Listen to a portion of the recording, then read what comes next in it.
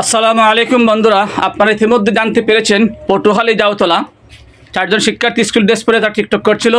ইতিমধ্যে কয়েক মিলিয়ন মানুষ তাদের টিকটক দেখেছে। তারা গণিত পরীক্ষা দিয়ে বাড়িতে যাওয়ার পথে তারা চাটখালী জনতা মাধ্যমিক বিদ্যালয়ের শিক্ষার্থী তারা টিকটক করছিল।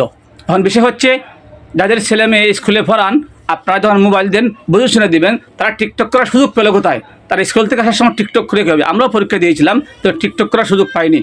যাই হোক, যেহেতু তারা সুযোগ পেয়ে গেছে, আসলে আমাদের কিছু করার নাই। সবাই ভালো থাকবেন, ভিডিওটি লাইক কমেন্ট করে শেয়ার করে দেবেন। যাদের ছেলে মেয়ে আছে ভবিষ্যতে লেখাপড়া করাইবেন, একটু কেয়ারফুল থাকবেন। আপনার মেয়ে কোথায় টিকটক করছে, কোথায় ঘুরিয়ে বেড়াচ্ছে, এগুলো আপনার জানা থাকা দরকার।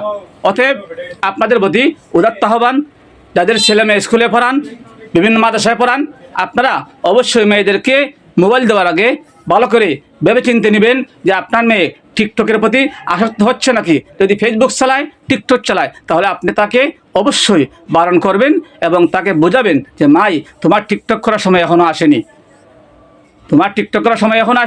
তুমি আগে প্রসিদ্ধ হও, জ্ঞানী হও, ভালো অবস্থানে যাও, তারপরে তুমি টিকটক করিও, কোনো সমস্যা নাই। তবে কোনো অবস্থানে যাওয়ার আগে টিকটক করা তোমার অবশ্যই উচিত নয়। ভিডিওটি ভালো লাগলে অবশ্যই লাইক কমেন্ট করে শেয়ার করে দেবেন।